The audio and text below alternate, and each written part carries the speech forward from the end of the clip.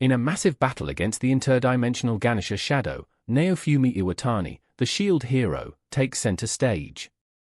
"Pow!" roars the monstrous enemy as Naofumi, using his shield, blocks the desperate attacks thrown at him.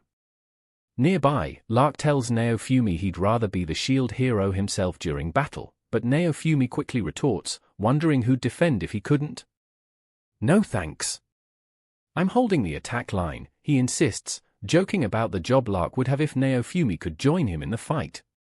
Their banter illustrates a newfound camaraderie despite previous enmity. The enemies now face them together, forming an unlikely alliance. Naofumi reflects on his journey since being summoned to this world. Before that, he was just another college student, reading the records of the 4 holy weapons. The mystery of his summoning as the shield hero propels him into a new destiny. Lark, once impersonating someone he wasn't, now stands as a key ally, his betrayal a distant memory. Lark's attire, a member of the Shinsengumi, confounds Naofumi, not only for its style but for its hidden enchantments. He ponders why such fashion couldn't exist in his own world. Contemplating these puzzling differences, Naofumi shares, "It'd be just like that fool to do something like this," but refocuses, skeptical yet amused. Amidst the ongoing clash, Raphtalia enters the scene, a demi-human ally fighting fiercely. Her dual identity as a destitute slave and a reliable companion reminds Naofumi of the depth of trust they've built. Her transformation has made her even stronger, showcasing a gutsy fighting prowess that Naofumi has come to rely upon. Philo, a young monster girl with angel wings, calls down urgently from above. Her warnings are vital as new threats manifest mid-battle. Rishia, a human girl Naofumi begrudgingly finds use in their last journey, struggles heroically amidst overwhelming odds. Her presence, Naofumi notes, stems from her potential yet unveils an inner conflict in whether alliances born from prior adventures weaken or enhance personal strength. Kizuna Kazuyama, the hunting hero resolution in face, lends tactical support. Her knowledge of jewels, a standout feature of her world, becomes pivotal. With naivety, Naofumi admits the absence of such aids back home. Facing the fierce adversaries requires activating the Spirit Tortoise's shield, an act blending urgency with desperation. Naofumi contemplates failure's past and options future, resolved not to cross worlds for ambition anymore. Yet, as waves and worlds nourish predicaments unfathomable, they align against the destruction sweeping through. Glass and other luminaries aid efforts that spawn bitter truths about the costs of salvation. Kizuna's plea resonates fierce, "Give me the strength to annihilate them." A voice against the tide of doom. Therese Alexanderite combines known forces, enchanting the confrontation by whispering effective combination attacks, guiding Naofumi through Order Manifest, dances of skill, distractions conceal shallow bitterness while foes entwine diverse. The realm stretches, oppressive and unyielding, yet unfurling possibilities bright amid dark. With gay bravado, Kizuna urges party unity, quipping, "The stakes are too high, Naofumi." But realized histories recalibrate motives profoundly in knowing's charm, camaraderie entrenches sagely thereby. Amid heroism tested, Naofumi notes the currency of conflict against friendships unexpected, bartering mastery not with tolerance loose, yet with fortitude affixed in understanding volunteered. His life measures estimably aligned with values trading bravely implored. Trust dominates affectations and heroic scurry tempestuous loops affable observed, achieving rare admiration reciprocated in considered sympathies surrounding peace battle-worn structured as hero clashes fate victorious, regrets faded aspiring hooked on hope joined openly transforming anew. Naofumi feels a growing frustration as the conversation turns to familiar concerns. Everyone around Naofumi appears engrossed in deciphering what they call the updates. As Glass and Kizuna debate over the mysterious changes affecting their world, Naofumi tries to connect the dots. It's hinted that the updates connect to their statuses and powers, akin to patches in an online game. Kizuna explains to Naofumi, every world has its own logic, connecting these updates to game-like mechanics. Though Naofumi tries his best to understand, doubts linger since interpretations often clash between common sense and the real rules of battle. The topic of other heroes and their disregard for proper preparation weighs heavily on the group. Though previous encounters have taught Naofumi the value of power-ups and alliances, it seems not everyone shares his perspective. Heroes in Kizuna's world have neglected their obligations, leading to chaos and disarray. Alto, another companion, shares an anecdote illuminating these struggles. They were masters of their craft only when it suited them. The group acknowledges this carelessness with a degree of empathy. Yet, it's clear that sloppy attitudes could weaken them against the mighty waves where the enemy lingers. Discussing strategies and alliances, Kizuna points out the need for carefully coordinated attacks. As the conversation shifts to political maneuvering and the tensions between countries, Naofumi's group realizes they are truly in over their heads. If they don't find unifying solutions, their world could be overrun. Vittoria joins the discussion, her knowledge highlighting the gravity of their situation. Kizuna's determination to reach an agreement shines through, with the group understanding they must act decisively. Every member admits their countries remain at odds, but for clarity and peace, these transcultural arguments need a resolution. As they phase back to personal concerns, Naofumi is reminded of the mysterious soul-healing water. An enchanting thread weaves through Naofumi's thoughts. Soul-healing water could convey potent powers if deciphered and harnessed properly. The implications of such a discovery ricochet through their discussions, especially when Alto mentions that the water might not be what it appears. Although temptation exists, they must remain cautious about their findings. Worries about ethics and betrayal drift among their concerns. "I'm willing to cooperate if you are, providing the means chosen don't stray from our goals," Naofumi offers. Thoughts of value prompt a collective realization. Behind Alto's sly demeanor lies an unusual story. As a deal-maker, Alto's mysterious interest could aid their perception. With tensions escalating over knowledge trades and future prospects, it's clear the world around Naofumi remains unforgiving. Every action could craft, disrupt, or steer trajectories, no matter how delicate the weaving. Searching through old records and tomes in hopes of untangling truths, their quest uncovers books dense with history. Revelations cast a pale shadow upon truths they once took for granted but reinforces their yearning to understand the broader forces at play. Later, focus shifts back to strategic weapon usage and the creation of legendary artifacts, fueling Naofumi's constructive breakthrough. This artistry doesn't escape admiration. Observing Naofumi fabricate these creations seems magical to the onlookers, including Kizuna and Romina. Naofumi's application of skills revealed innovative and potent gear necessary for survival. Emphasizing the enemies more than ever, Kizuna draws Naofumi's attention back. Their ongoing mission calls for Naofumi to ensure their people are properly equipped. This outlays a resurgence in motivation and adeptness, a heartening solace for the crew. Their final discussion leaves them contemplative yet focused, aware that their preparations for war were birthed not out of mere instinct but learned foresight. Warriors like them understood this junction could decide everything. The scene shifts, capturing the rigorous drill sessions that Rishia and others participate in.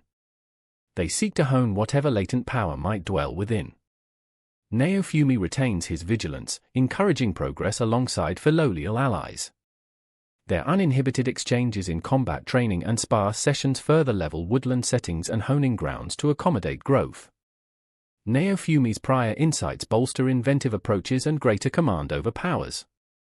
When they converse about prana, Rishia stands revealed as abounding in potential despite innate handicaps that left doubt in others' minds.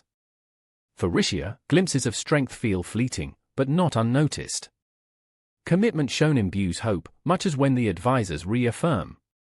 You have impressive strength brewing within, yet to flicker into unquestionable prowess. The group speculates, sparking spirited exchanges that remind Rishia she's part of their intricate orbit. They go at progression, chasing solidity on wistful impulses. Whether found in foundational energies or bright flares, each member tightens their allegiances, readying each other for trials looming horizon close. Drawing close around survey suggests cast iron alliance thrives despite social nexus polarity. Drawing value upon very different boundaries, each element twined around Naofumi's alluring navigations of tactile discovery serves the entire momentous occasions. If elusive grasp doesn't fare well until unfurled minimum of untamed combination what waiting brings now openly shown the best. Naofumi and Raftalia are engrossed in a discussion about her katana. Raphtalia tries drawing the katana multiple times while Naofumi is fascinated by its potential. The katana comes with a gemstone that glows, leading them to speculate about its effects and how they might influence battle scenarios. Kizuna, ever inquisitive, suggests experimenting further. The group soon realizes that drawing the katana causes a delay, allowing enemies to potentially attack. Naofumi, still unsure of the full potential of the katana, decides they should investigate further by speaking with an accessory specialist. Raphtalia grows increasingly frustrated with Naofumi's intense inspection, feeling uneasy under his scrutiny. While experimenting with the katana's potential, Philo perches near Naofumi, making for a lively scene. When Raphtalia practices drawing the katana again, a surprising phenomenon occurs. It seems time slows down, causing various reactions among the group. Kizuna, keenly observing, asks if there is any attack strategy they can incorporate with this unique ability. Despite the cumbersome nature of the katana's charge time, Naofumi sees potential in it, wishing aloud that enemies would fall unawares before they can attack. The companions banter, discussing possible combinations of the katana with other skills, hoping to unleash even fiercer attacks. As the sun sets, the group considers scouting out merchants or specialists who might provide further assistance. Kizuna notices Naofumi's concern about Raphtalia's unease, telling him that repeated practice might refine their strategy. With a nod, they prepare to consult experts on maximizing the unique gemstone-derived ability of the katana. Attention then shifts as Naofumi initiates chats with Lark and others, segueing into discussions about their travels, imbuing an artifact, and potential benefits such as fish lures. As dialogue flows, they review encounters with monsters, referencing how elements are stored within the katana and how imbuing enhances powers. Camaraderie is on full display as party members knowingly, or unwittingly, embrace intriguing ideas. Notably, Kizuna, despite showing an intense obsession with the fishing lure, adds a blend of humor and concern as Naofumi reflects upon accessory experiences. Moving onward to a larger scenario with mischievous fish lure intentions, Naofumi's entourage tackle impending foes. Anticipation builds, excitement merges with inquiry, and their path traverses tactical trials, deeply engrossed in taking full advantage of novel skills beginning to emerge amidst raw potential. Their discussions whisk them deeper into experiences, determination carving pathways within exploration. Glass and others strategize while affectionately bickering their way across scenarios, melding knowledge and strength with nuance, each a kernel of kinship and aspiration. In moments of demonstrated prowess, excitement rumbles, experience mounts, and returns in vigor, fortuitous fine twists fate favorably, establishing fresh landmarks along their tumultuous voyage forging ahead. Despite their setbacks, they find fleeting glimpses of synergy and companionship, weaving understanding with newly imbued powers. Naofumi sits with Raf-chan on his knees. He's trying to enhance Raf-chan's abilities, immersing himself in adjustments using Shikigami power-ups. The task requires understanding and manipulating various materials, but it feels like Raf-chan already has a natural command over its role. Raf-chan's reliance on Naofumi as a resting spot initiates a light-hearted conversation with Kizuna. Kizuna remarks, "Naofumi, you're so popular with monsters," a comment as baffling to Naofumi as it is amusing. Meanwhile, Glass, Kizuna's friend, observes the bonding between everyone with a hint of warmth and amusement. Yet, Naofumi soon expresses discomfort due to the monster crowding. Raphtalia notices and begins questioning how he truly feels about Raf-chan. Her gentle probes reveal a harbored affection, sparking a moment of reflection in Naofumi.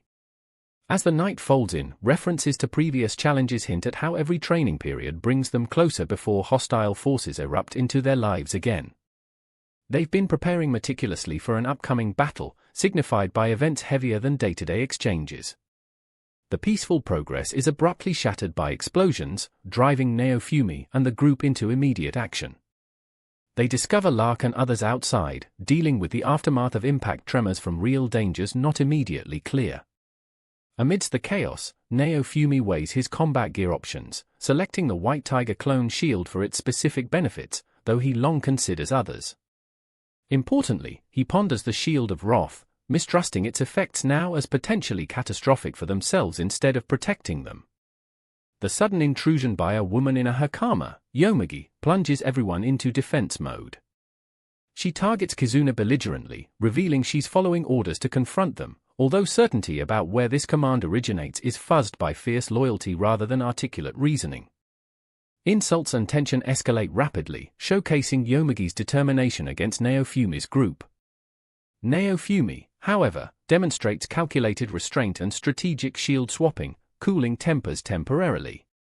But there's persistence from Yomagi, marked by pointed sword techniques aimed right back at the defenders. A tactical at-bat begins as Yomagi swings against Naofumi's crafted defenses. Amid sparkling clashes and forceful spells, adrenaline spikes, centering around mighty exchanges framed by vibrant cries of shooting star shield, or reactions grounded in resilient standpoints on both sides. Glass inserts logically, precaution should win over recklessness. Every defensive maneuver has its risks, and with Yomagi fighting zealously, attention to public unnoticed actions becomes key. While the labyrinth of combat continues, internally, their joint resolve strengthens, heating passions cooled by strategic necessity. As tensions culminate, Raf-chan and Philo weave magic circles, charging atmospheric enhancements carefully buried whilst preparing concentrated spells, crafting tools against a formidable adversary whose spirit remains unfazed by visual fear. Finally, clarity strikes all, each dream of battle success pivots on synchronized contributions under precarious concentration.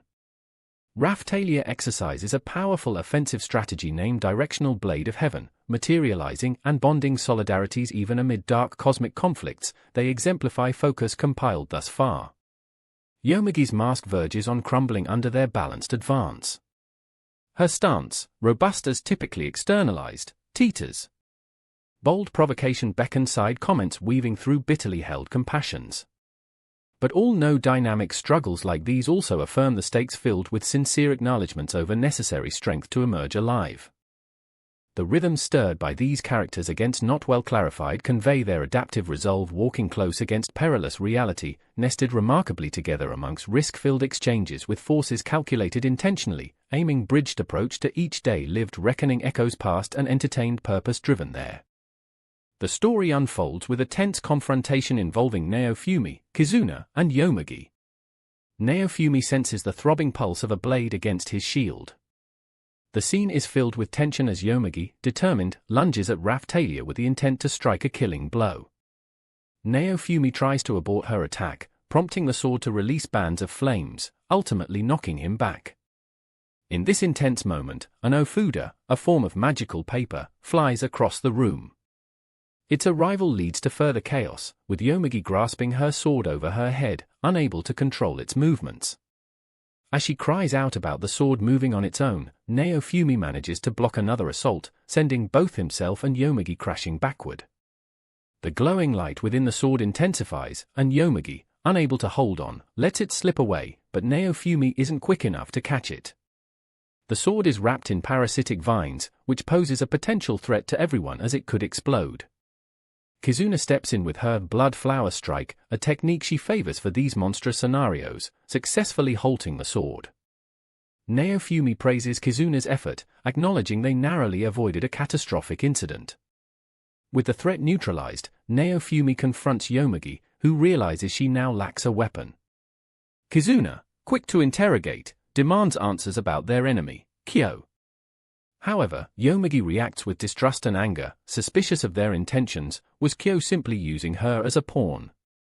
The party successfully captures Yomagi, intending to extract any vital information she might possess.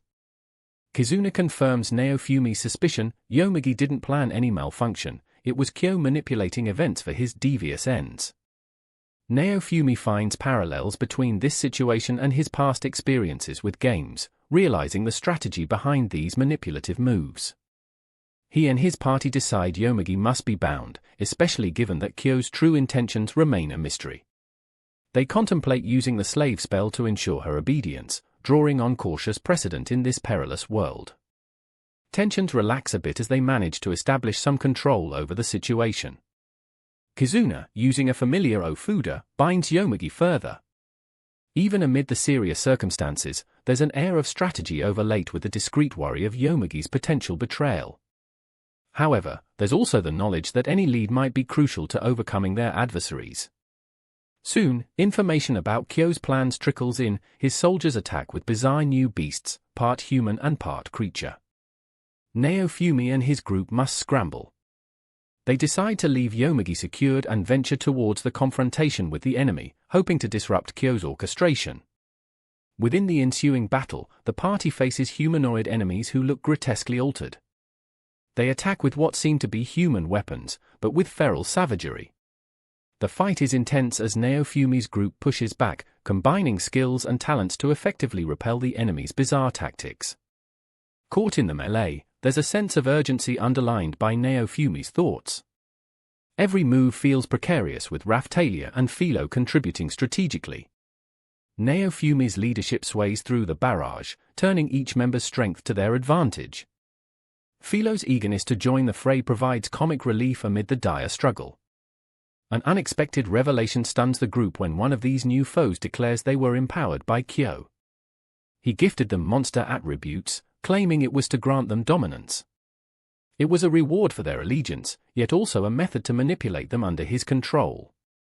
Amidst the skirmish, Naofumi and his friends maneuver through enemy ranks, paving the way in spite of odds that grow progressively more desperate.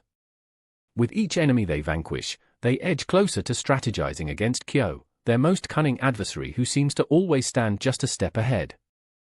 In the wake of battle's chaos, a slender connection to Kyo is exposed through the supernatural tools and distorted beings. Naofumi must ponder each step, searching the environment and alliances for strength, trust, and hints of Kyo's vulnerabilities within this world teetering between planned scheme and eruption. Here, followers of captive and captors, magic and might collide as Naofumi's party strives to forge a path through uncertain justice and unexpected alliances, aiming to unravel the riddle of Kyo's machinations enshrouded in mystery and power. Their journey remains fraught with challenges, but the drive is relentless, the goal ever clear amidst the dark clouds of uncertain boasts and dubious allegiances. In the midst of a fierce battle, Tsugumi, her spear raised high, unleashes a powerful swing that sends both Raphtalia and Yomagi flying backward. The force of her attack is overwhelming, far surpassing Yomagi's previous strikes. Naofumi, the shield hero, realizes the immense power she possesses. Amid the chaos, it becomes evident just how formidable Tsugumi is. Raphtalia, though an experienced fighter, struggles against her. Naofumi notes, this woman, could she be as strong as Kyo? He recalls Kyo, a former adversary, and wonders if Tsugumi's formidable strength is linked to Kyo's dark experimentation with Spirit Turtle's remnants. It seems the weapons Tsugumi wields have an ominous origin. Concern mounts as Yomagi, shaken and confused by the cruelty of the weapon's magic, questions the morality behind such creation. Lark, another ally, confirms the weapon's danger. Naofumi muses, if Kyo could defile even the hero's sacred equipment, what depths won't he sink to? As Tsugumi renews her assault, Raphtalia springs into action, teaming up with Naofumi to fend off another wave.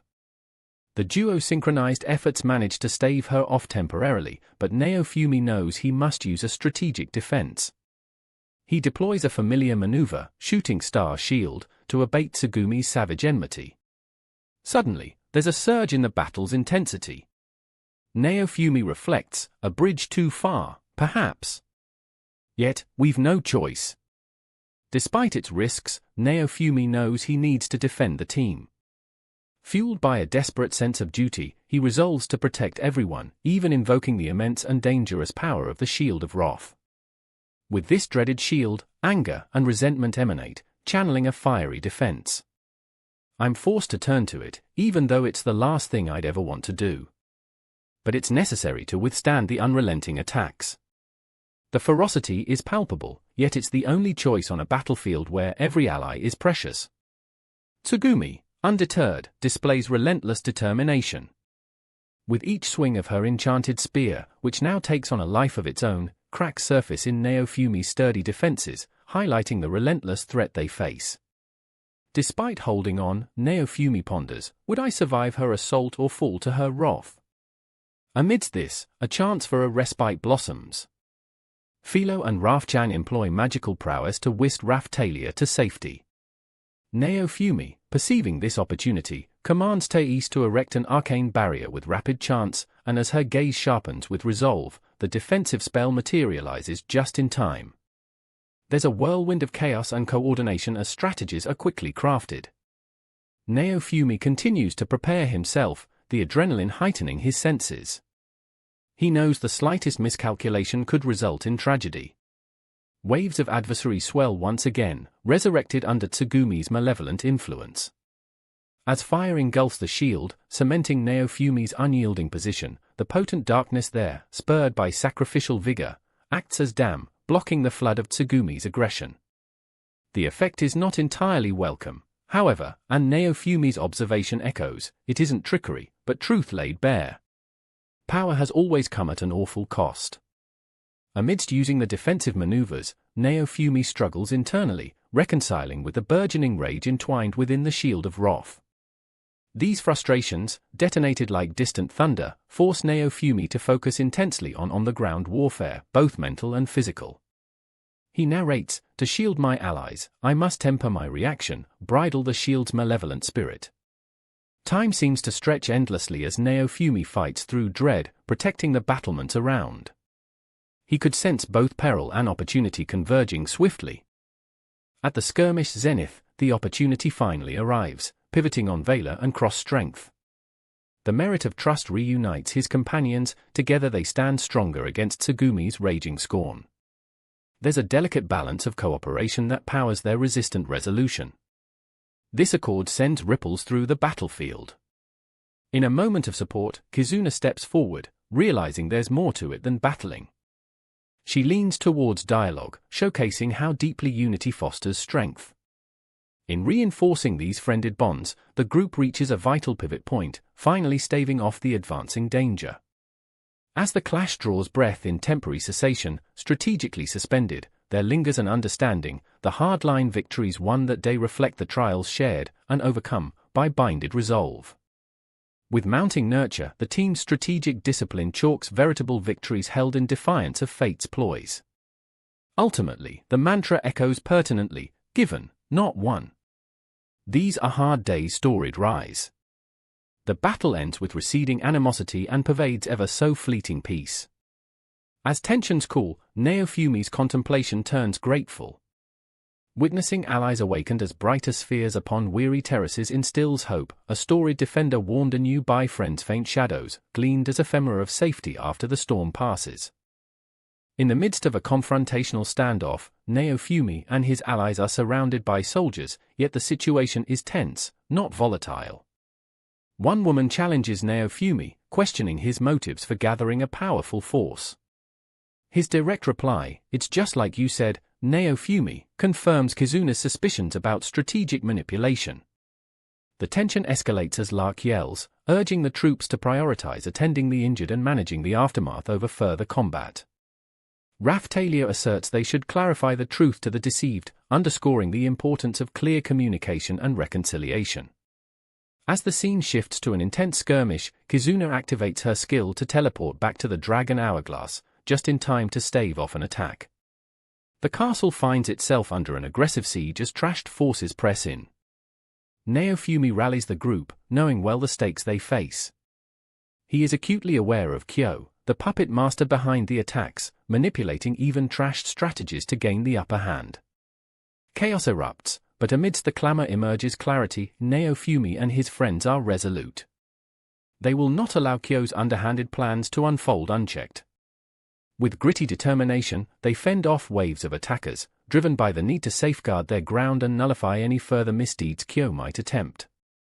Later, Raphtalia critiques the motivations of the vengeful ones orchestrating the furor. Insightful discussions unfold regarding Kyo's characteristics, blurring the distinction between utter devotion to a cause and treachery. Naofumi shares his experiences with power-seeking zealots driven not by honor but selfishness masked under perceived greatness. Rumors circulate, tinged with Naofumi's growing unease, around vassal weapons that offer power at a steep moral cost. Yomigi's skepticism about completely aligning with Kyo is driven by Naofumi's thoughtful reflection, the sheer audacity of being blinded by senseless loyalty even when truths lay bare links both enigmas and levers of power. Crowded with persistent doubts and alliances teetering on precipitous edges, Naofumi becomes wrapped in strategizing. The plan is simple yet daunting: locate Kyo's laboratory, a gauntlet against his manipulative machinations, and a striking blow at what he represents, a betrayal of justice for once made false miracles. In harnessing resources and unwavering loyalties, Naofumi turns toward preparation. Romina awaits with upgrades for their armor, revamping strength and defenses, a necessary push as combat intuition dictates. The revamped Barbaroi armor pairs apertures of stylish facades with retrieval of cursed undertows, a constant metaphoric heavy he wrestles with. Naofumi's armor, still deemed cursed for the price of power observed, becomes an emblem of the burden accompanied by empowered senses ready to wrestle hard-driven choices, yet drives into a space where losses claim rights only incurred under its spellbound resolves. Progress happens across the interaction with Romina, whose craft grandeur goes beyond limits, adding depth to armor and naivety along the interesting lines of Kigurumi.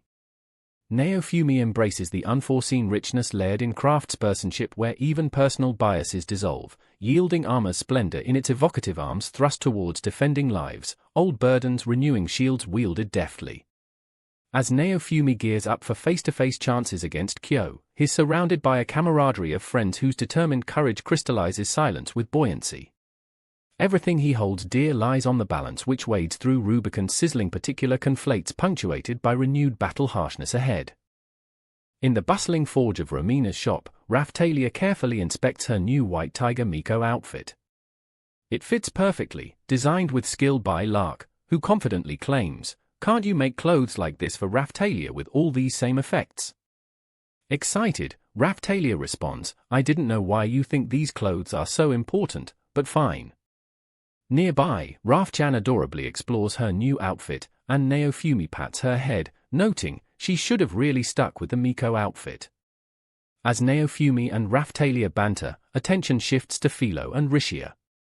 Philo peeks out from the cozy confines of her freshly sewn Kigurumi pajamas, bursting with triumph, "Ta da!" Philo loves the pajamas, feeling powerful even in this playful attire. As Rishia observes, embarrassment tinges her face. She can't quite find the courage to try them on amidst everyone's expectations. The mechanics of choosing gear become secondary to the dynamic exchanges in the room. Naofumi ponders the possibilities out loud, whispering to Philo about choosing the right gear. Suddenly, Alto enters with freshly crafted weapons, including 2 stunning katanas. Naofumi looks at them in awe. Wow, crafted from rare monster materials, the White Tiger Katana and Vermilion Bird Kodachi stand out with a deadly gleam. Romina explains, "All the materials I got from the monster drops became these weapons." As Raphtalia examines the White Tiger Katana, it's evident, the weapon is filled with power, brimming with the traits of the beast it's made from. However, the sheer power almost defies Raphtalia's ability to wield it. Rishia too hesitates over her new pair of pajamas. The hilarity continues with Naofumi mistaking their bickering over weapons and pajamas for genuine conflict. Quickly rallying, Naofumi ensures both girls get outfitted properly, ensuring Philo is fitted with the pajamas, while deciding Rishia should save her favorites for later. Meanwhile, Naofumi gets the sense of a new conundrum as their joyful equipping reveals the tremendous hidden power within their gear. Naofumi takes stock of his own new shield, the Demon Dragon Shield with abilities eerily parallel yet previously locked. Feeling the difference in power, he wonders aloud, "Why can't I do the same thing?" As the shield transforms, Naofumi assesses the changes. It looks like everyone's weapons share a sort of symbiotic link. The next day, rallying the group together, Naofumi strategizes as they prepare for the impending confrontation against Kyo's nefarious machinations. Together with Kizuna and the group of warriors, including Yomugi, they make determined progress towards the dangerous heart of Kyo's laboratory. As ethereal guardians and shadows watch over their journey, Naofumi argues for a pragmatic approach: use the Shikigami to track the energy signatures and threats. As Kizuna reassures them, "We'll need all our strategies intact," they embark up the swirling pathways of this enigmatic world. Heading through fragile terrains filled with mystical fog, they move carefully, knowing even subtle missteps may thrust them into harrowing traps laid by Kyo. Finally arriving under the shade of dense canopy overshadowing Kyo's hidden laboratory, Yomagi assists them with a magical ring to extricate themselves from the maze-like fog. The group readies themselves.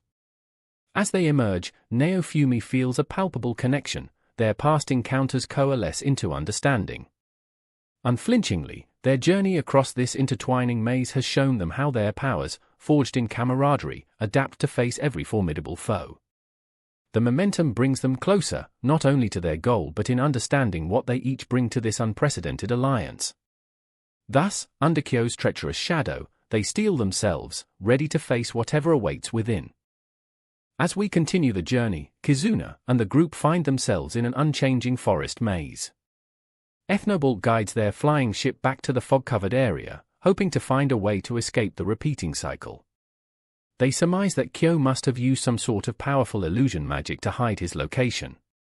If they were to unleash the power to rid themselves of the fog, they might disrupt the entire ecosystem. Rishia suggests they find the source of the magic and use it to break the spell. Kizuna, always strategic, agrees they need to act quickly to handle the looming threat of Kyo and his bioplants, which risk spreading across the continent. They identify the source tree supporting the forest's magic and realize that exploiting its vulnerability could free them. Following Raftalia and Rafchan's guidance, Ethnobolt maneuvers the boat through the tricky illusion-laden landscape. Slowly, the dense mist parts, revealing the massive, imposing building that is Kyo's fortress, a place akin to a Western-style mansion out of sync with the area's culture. As they approach, each member of the team gathers their resolve. There's a palpable tension as Yomagi reflects on the risk of entering Kyo's territory, comparing him to a friend who lived a double life. She grapples with the realization that Kyo might not have considered her truly trustworthy. Inside the expansive mansion, Yomagi describes the hidden chambers with restricted access, available only to Kyo's most loyal followers. As they explore, they consider whether the laboratory is filled with traps, ultimately deciding to destroy it regardless of Kyo's trustworthiness. The team encounters gruesome creations within the lab, horrifying human-beast hybrids that Kyo has wickedly merged. Kizuna and her companions employ skills learned in battle as they methodically work to free and defeat these unfortunate souls. Raftalia, deeply empathetic, wishes they had means to restore the minds lost to Kyo's experiments. She fears for Kyo's enslaved followers, understanding how their loyalties have been manipulated by fear and desperate circumstances. Among these creations is Albert, the tragic holder of the mirror of the vassal weapons, manipulated by Kyo into becoming monstrous. Albert staggers toward them, barely coherent, brandishing the mirror. The transformations inflicted upon him render him unrecognizable. He tries, stuttering and roaring only to become a pawn in Kyo's game. Naofumi considers how they can confront this armed force without causing further harm. As anticipated, Kizuna uses her powerful slicing abilities, complemented by the weapon-breaking magic glass employs, to eliminate the ominous threat of the vassal holder's weapons exploding. Addressing each creature wasted in Kyo's claws, Naofumi empathizes even with his enemies, understanding their struggles were often not of their own choosing. Kizuna urges the team to push forward through their ideological battles, reminding them of the greater cause. Meanwhile, Glass and Raftalia clear the path, fighting with precision to avoid unnecessary bloodshed. Their combined skills and tenacity begin to shift the course of the battle inside the labyrinthine mansion. Reports come in of a further twisted experiment, homunculi in glass tanks masquerading as people Kyo has forcefully copied. These creations act as mockeries of their original forms. One homunculus bears an uncanny resemblance to Albert. However, where faces and fists crave reason, their engagement reveals nothing human remains. Faced with activating the mirror weapon, Kizuna alerts everyone to the tied souls seeking help. It occurs to Naofumi that if Albert has truly lost more than he gained through crafting his plan, salvation may still require compassion, alongside the kind of understanding Alan seeks for peace. Then suddenly, Kyo appears, standing on a floating platform surrounded by aggressive spirit tortoise familiars. Confidence belies his baffling conduct as his taunts echo through the space, a gross misuse of power and authority betraying his objectives. Yet, his intent remains locked behind self-interest and pain-dealing rewards for perceived slights. With that, Naofumi's group faces the existential threat Kyo poses. Their mission, confronting evils disguised as noble intention, powers beyond current comparisons, is slick within the flaws laced by an unethical alchemist prepared for usurpation. In determination, Kizuna and the companion steel themselves, armed with tact and belief in mortality's just legacy. Together, they surge towards bravely entering Kyo's chaotic heart of the storm. In the chaos of the battleground, Kyo confronts Yomagi, taunting him about their current predicament. Yomagi grapples internally, torn between his former mentor's influence and a growing realization of betrayal. Kyo's manipulative words are peppered with disdain as he reveals his true motives, gloating over his achievements. Naofumi, standing by, listens intently, feeling anger surge through him. Kyo's arrogance infuriates him, especially as he mocks the alliances formed to stop him. Around them, chaos reigns as battles flare up against Kyo's monstrous creations. Philo and the others are locked in combat, trying to carve a path through to attack Kyo directly. Kyo, feeling confident, jeers at Naofumi. "Think your shield can handle this?" he taunts, before unleashing a barrage of attacks. But Naofumi, driven by determination, activates the shooting star shield, deflecting the assault. Kyo laughs viciously. "Hope you have a better plan than that." The shield holds firm, and Naofumi braces himself while his allies position themselves to exploit any opening. The battlefield is hectic, with Lark, Therese, and Glass coordinating their attacks against Kyo. Working together, thrumming with energy and potential, they press forward as Kyo tries to hold his ground. As Albert, Trash Number 2, and the homunculi relentlessly assault them, Raphtalia and Rishia join the fray with dazzling agility. Their synchronized onslaught scatters Kyo's forces, the air electrified with the clash of spells and blades. Raphtalia draws her katana, charging forward with precision, while Rishia infuses her short sword with magic, ready to aid her comrades. With a tactical maneuver, Kizuna joins forces with Lark and Glass, each bolstering the other's strengths, each spell and strike weaving into the next. Kyo recognizes their coordination and adopts a defensive stance, trying to outlast their coordinated assault. Despite the daunting force of Kyo's defenses, the heroes press on. Kyo's taunts meet Naofumi's defiance as he falls back on his convictions. Desperate to prove himself, Kyo draws deeper from the spirit tortoise's energy, casting another powerful spell meant to crush his opponents. But Naofumi's resolve is fierce. With a surge of effort, he blocks the attack. The floor trembles with the weight of their power as Naofumi steadies himself after the impact. The resonance of his shield evolves, the spirit tortoise heart shield within him awakening, bolstering his defenses to an unprecedented level. This shield, Naofumi's voice carries determination as he recalls the spirit tortoise's essence, feeling its power flow through him. It's a familiar strength, an ally in this fierce battle. With newfound energy, he re-engages, closely supported by Rishia and his other companions. Kyo's taunts dissolve into frustration as the heroes gain ground. Their momentum seems unstoppable as they execute intricate maneuvers better suited to legend than a battlefield. "How can you still be on your feet?" Kyo shouts in disbelief, watching his constructs falter under the relentless assault. The battle is no longer a mere clash of power but an intricate dance of tactics and spirit. As one, the allies counter every malicious spell Kyo casts, Rishia matching Kyo step for step, filled with newfound confidence. Her sword gleams, enchanted by subtext and support spells. Kyo's frustration mounts as he realizes the support of Glass and Kizuna amplifies Naofumi's shield, bolstering the team with a matrix of powerful magic. Dread fills Kyo when he confronts the reality, a dire miscalculation that could doom him. "Your struggles are worthless." Kyo's snarl carries a tinge of desperation as he continues the assault. But it's Naofumi's shield, aglow with the spirit tortoise's might, that stands unwavering. In an electrifying moment, whispers of strategies circle, the allies' coordinated power equates multi-layered assault, maximizing Kizuna and Lark's energy. Around them, the world pulses with magic, the sheen of battle strong on Odexa's anti-gravity oral, dynamic, inexorable. Raphtalia, resolute and graceful, slips through breaches in Kyo's defenses.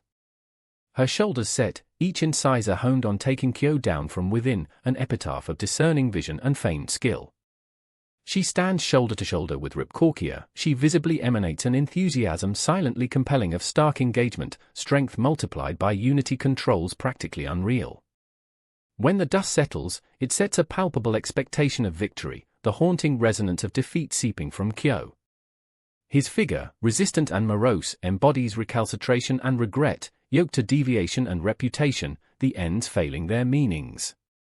In the end, the hero's unifying influence burgeons unusual, transcending logic in the decisive decadence, a monumental heritage divulged to the congregation by Naofumi as the allies close in for the final confrontation with Kyo.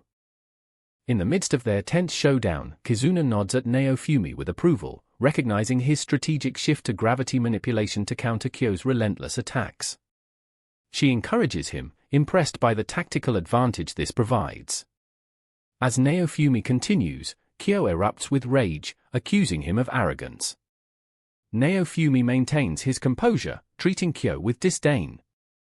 This dynamic agitates Kyo further, viewing Naofumi's calm demeanor as a taunt. The confrontation escalates as Naofumi tries to use his skills to advantage, slowly building his strategy. Kyo, feeling cornered, mocks Naofumi's efforts and taunts them, trying to belittle Kizuna's group. He believes his strength surpasses theirs, leaning on his accumulated power from past battles. The tension is thick as both sides prepare for the possibility of further conflict. Caught in Kyo's twisted manipulation, a plan emerges. Kyo reveals a sinister tactic, draining the spirit tortoise's power to bolster his abilities. Rishia, observing carefully, remarks on Kyo's over-reliance on brute strength at the cost of true skill. Amidst the chaos, Kyo taps into his reserves, summoning pages from his ominous book. These pages, swirling with dark magic, hint at a deep, untapped potential he hasn't yet unleashed. Naofumi realizes the gravity of the situation. The sense of an impending powerful attack tightens around them like a vice. In a bold maneuver, Naofumi calls upon the spirit tortoise heart shield to brace for impact. He braces, feeling the strain as he blocks wave after wave of relentless assaults. But Kyo has prepared for this.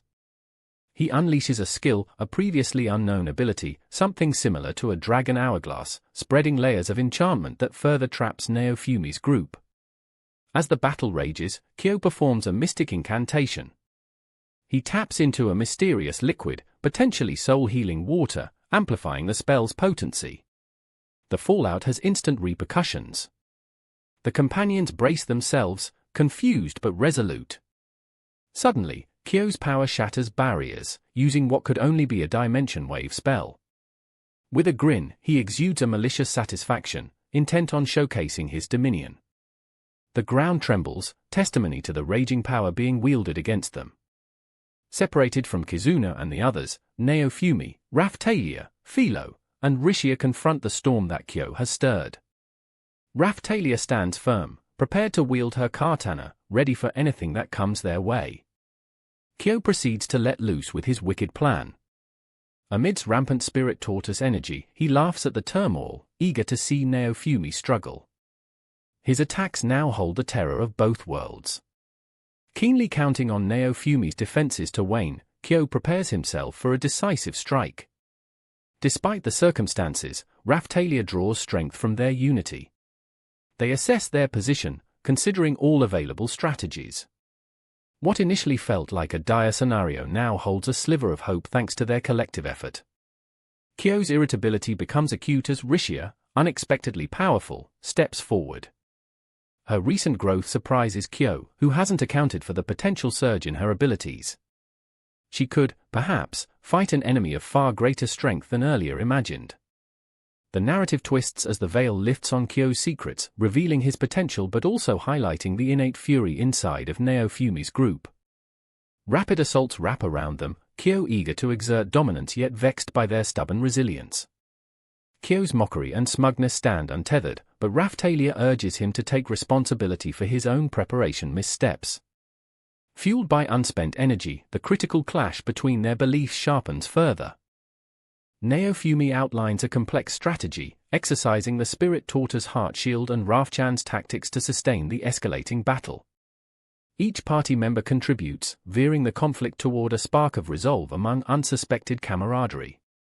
Philo, motivating and eager, seizes upon this synergy, embracing the hidden strength found in trust. Amid the flurry, Raphtalia's fierce dedication mirrors newfound tenacity. Her rapid calculations pit her directly alongside Naofumi's steadfast shield abilities. Together, their composite defense drives focus inward, striving to blunt the unrelenting magical onslaught. Rishia epiphanizes, with the soul healer's guidance, that simple plans, fortified by visceral cooperation and righteous determination, possess spatial significance against Kyo's orchestrations. Yet, resurfacing shades of doubt prompt Naofumi's steadfast resolve shaken by the burn of desperation. But before calamity seizes complete claim, calm clarity brushes aside fear. The executed elements instill vigor supporting moral momentum intolerant of surrender. Kyo overextends himself confidently, unsuccessfully questioning the tenacity inhabiting Naofumi's group. Bolstered by teamwork and discovered depths, they fortify against continued waves of paralleled infusion. Intensifying evolutionically, tensions climax into fervently contested contrition. Ultimately, clarity saturates assumptions. Conflict reconciliates against odds tethered, refocusing Kyo's false assurances, previously mirroring perceived invulnerability. Resolution redefined, achievement now reconfigured manifests amid dynamically shifting parity. United, the coalition champions rightful stewarding transcendence within manifold determinants defying opponent anticipations. Unyielding wills orchestrate surreal equilibrium, affirming adept diligence realizing intra-fight determination poised pivotally. Strength solidified proprioceptive equilibria, Naofumi, Raphtalia, Philo, and Rishia express refined aptitude empowered within, establishing fidelity promoting genuine truths. Achievement flourishes fraught fraughthers eclipsed misguided latitude of misguided antagonists, approaching robust resurgence allied amidst compelling constructs coalescing resplendently final interchange extremes pending alleviate crises entirety. The battle rages on as Kyo relentlessly attacks the heroes, using the full power of the spirit tortoise's energy. Naofumi and his companions find themselves in a dire situation. The attacks come with devastating force, leaving Naofumi to utilize every ounce of his strength and resilience. Damn it! What was I supposed to do about an attack I couldn't block, he thinks. Naofumi, alongside Raphtalia, Rishia, and Philo, fights to withstand the rumbling power resonating from Kyo's dark machinery. Realizing they need a new approach, Naofumi attempts to tap into a deeper well of power. He decides to use the all-liberation aura, calling forth its potential. But a mysterious voice intervenes, offering even greater assistance. Are you trying to cast the ancient magic, are you not? The voice probes, eventually promising power at a cost. Despite the ominous warning, Naofumi resolves to take the risk. In a decisive moment, he incants the spell, choosing Rishia as his target for its enhancement of abilities. Enchantments and skills break through Kyo's barrier, but the battle remains intense. Raphtalia and the others fight bravely, their determination unwavering. Philo, too, unleashes the strength born from her connection with Naofumi. Together, they press forward. As the combat reaches its peak, Naofumi uses the spirit tortoise energy, finally engaging the Iron Maiden skill. Though Kyo endures the fresh onslaught, Naofumi is not alone. The voices of his allies and memories of sacrifices may bolster him amid the struggle. The encounter becomes a test of ideals and resilience. Kyo taunts Naofumi, mocking the hope tied to the shield hero's powers. But Naofumi channels the energy blast in a moment of decisive fervor. His resolve firm, Naofumi stands strong, bolstered by the shared energy and encouragement surrounding him. My strongest attack will kill you all. Revelation! Kyo cries, desperately defending himself against the encroaching collapse. The energy surges within Naofumi, a rising crescendo of conviction and raw power. The shade of Ost's presence lends force to their collective strength, giving the final assault an edge. As the dust settles from the climactic exchange, Kyo is finally defeated. Upon realizing their victory, Naofumi takes stock of the aftermath. The energy they liberated begins to fade into the shield. Ost's memory lingers as he whispers, "Ost, I kept my promise." Yet, the discovery of Kyo's laboratory stirs a mix of relief and dread. Among containers brimming with energy, remnants of his experiments glisten ominously. Kyo's vassals, now freed, try to grasp their altered state and find a way back to stability. With battles over and burden slowly lifting, the companions stride back through waves of images and mirrors echoing their journey. They reach out for solid footing, even as homage to past sacrifices flickers mournfully in their thoughts. As they prepare for departure to their homeworld, they reflect on Kyo's impacts, resolved to fulfill their promises of protection anew. Lark suggests medical baths to recuperate, further lightening the mood. Meanwhile, spies of the country, dispossessed of Kyo's protection, finally reveal plots untold and the breadth of their disruptions. Reunited with their allies at the portal, they wistfully prepare to leave this realm, carrying both the weight of consequence and hope's promise as they step forward. In the aftermath of their exhausting battle, Naofumi finds himself pondering the situation at hand. The doctor informs him, this is a rather particular sort of curse, explaining that any attempt to use medicine before someone dies wouldn't ensure survival the next time. Naofumi is relieved that Raphitalia and Philo were spared from using the potentially deadly remedy. Reflecting on the dire circumstances, Kizuna admires Naofumi. "Oh no. I guess there's nothing we can do about it now," she remarks, acknowledging their shared relief over having avoided disaster. Lark shares the burden and insists on taking responsibility, promising not to let something similar happen again. They've managed to quell the immediate threat, but the broader conflict is far from over. Lark appreciates the temporary settlement, though it's clear that tensions linger. Once you return the spirit tortoise energy to your world, Kizuna assures Naofumi, there's reason to believe things will settle down. They deliberate over what comes next, understanding they must defend their world from other threats like the spirit tortoise. "I'm just guessing, but that leaves the phoenix, Chelene, and dragon," Lark explains, ticking off the remaining challenges awaiting them. Yet, sincere thanks are given between the allies, recognizing the necessity of their continued vigilance during these peaceful interludes. Naofumi is keen to gather their forces and prepare for eventual meetings with new allies. He recalls techniques learned in Glass's world, considering their potential application to safeguard his realm. As they stand on the brink of return, there's time to pause. They enjoy a raucous night of camaraderie and shared triumph, knowing full well their departure looms. It isn't long before they must return to their world, with Kizuna and her entourage seeing them off. "I guess a lot has happened since we met," Naofumi muses. "It's only been a month or so," he reflects skeptically, marveling at how swiftly and yet profoundly their friendship has developed. Kizuna emphasizes the strengthening bonds between their disparate worlds, proposing an informal alliance. Though opportunities to cross realms are sparse, they promise effort. Their goodwill is genuine, backed by a recent history littered with struggles and triumphs that shaped camaraderie. In farewell, Naofumi offers heartfelt gratitude to Kizuna before endearingly resignifying his promise to fight with his guard down unless absolutely warranted otherwise. In this way, each recognizes the shared growth inspired across their journey. As they skirt dimensions, the task and sightseeing reconvene to their original crusades. Raphitalia scolds Naofumi playfully during their last exchange, with familial banter and heartfelt goodbyes. The climax resolves when the evading adventurer, Therese, chimes in, lending some levity through a frustrative tease. Their informal exchanges and playful antics epitomize camaraderie and what fighting alongside loyal kin exudes from adversity.